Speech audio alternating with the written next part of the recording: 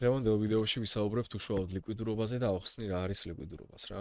ლიკვიდურობა მოკლედ რომ თქვათ, აი ბევრი ტვინის ჭყლეტვის გარეშე და განვიხილოთ პროფესიონალურად არის სტოპ-ლოსები. ლიკვიდურობა ნიშნავს იმას, თუ სად არის განთავსებული სავარაუდო სტოპ-ლოსები და სად არის განთავსებული ყველაზე დიდი კაპიტალი, სადაც მარკეტი მივა, ამ კაპიტალს მოხსნის და გადაუნაწილებს გამარჯვებულ ტრეიდერებს და გარკვეულ ნაწილს თავისთვის დაიტოვებს საბრუნავად, იმისთვის რომ ისევ ტრეიდერებს გადაუხადოს და ნუ რა პროცენტიც ეკუთვნის ახლა ბროკერს ვაჭრობიდან იმას თავისთვის დაიტოვებს, ეგ ახლა სტანდარტულად მუშაობს რა.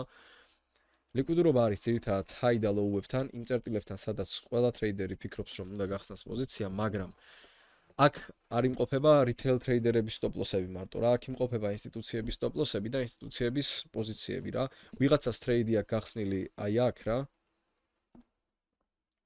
skip-ზე გახსნა და სტოპ-ლოსი მაღლა უყენია და ჯერჯერობით პლუსშია გასული რა. ვინც გახსნა პლუსშია გასული ეს და რაღაც $300 გააკეთა ამ მოძრაობაში, მაგრამ აი ამ როჟამ, ვინც ტრეიდი აი აქ გახსნა რა. პირო აი აქ ვთქვათ მოდი რა, აი ამ მინუსში არის გასული რა, რაღაცა დაკარგა და ამარო რაღაც დაკარგა იმ წინა ტრეიდერს გადასცა მარკეტმა, ასე ვთქვათ, გასამჯეროს სახით და ესე მუშაობს ცირკულაციურად რა, ვიღაცა კარგავს, ვიღაცა იგებს და აქ არ არის მარტო რიტეილ ტრეიდერებზე საუბარი და ძირითადად აქ ინსტიტუციებზე და დიდ ფულის ნაკადზეა საუბარი. ეს ყველაფერი არის შემადგენელი ნაწილი ერთი დიდი ფულის რა. სულ ყველგან არის ტრეიდინგში ლიკვიდურობა, უბრალოდ თქვენ უნდა გამოიცნოთ აი ამ დროს, აი ამ წუთში აქ ღირს თუ არა თეიჩი შესვლა და მარკეტი ამ ლიკვიდურობას აი ამ დროს აიღებს თუ არა. როის ფაქტორი უნდა გაითვალისწინოთ. ვიღაცა რო შევიდა აი აქ ტრეიდში, ხო? აი აქ რო სელი გააკეთა, ხო? აქამდე იყო უსაფრთხო ეს სელი. აგერ 25 ივნისიდან 3 ნოემბრამდე ძალიან დიდი ჩარტია მესმის, მაგრამ არა აქვს მნიშვნელობა, ამას ფრაქტალურია მარკეტი. და ვიღაცა თუ აქ პოზიციას არ დახურავდა, ან თუ არ იცოდა რომ აქამდე უნდა ყოფილიყო პოზიციაში, დამინუსდებოდა მე აი ამ მოძრაობით რა. აგერ ჩახსნიდა მარკეტი.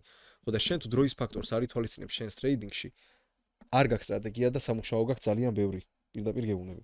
ლიკვიდური წერტილები ძირითადად არის ხოლმე ძალიან ხშირად ახლოს ყოფი მინიმუმები.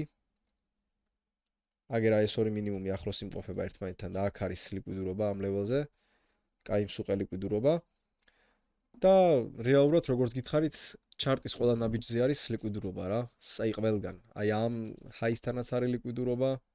აი აქაც ლიკვიდაციები არის, აქაც ლიკვიდაციები არის. დაჟე სადაც მაქსიმუმი არ გვაქვს, უბრალოდ შუაშიც ლიკვიდაცია არის ჩვეულებრივ ადგილას და თქვენ უბრალოდ უნდა გაიგოთ, რომ სად უნდა შეხვიდეთ ტრეიდში, რომ საიდან სადამდე რომელ ლიკვიდურობას აიღებს მარკეტი. ეს არის თქვენი დავალება და ამას შეგეხმარებათ ის ატრიბუტები, რასაც mentorship-ში გასწავლით, მაგათი ცოდნა და მერე უკვე თქვენი ანალიზი, რომელიც backtest-თან არის შერწყმული. Backtest-ის გარეშე არაფერი არ გამოვა. პირდაპირ გეუბნებით ამას.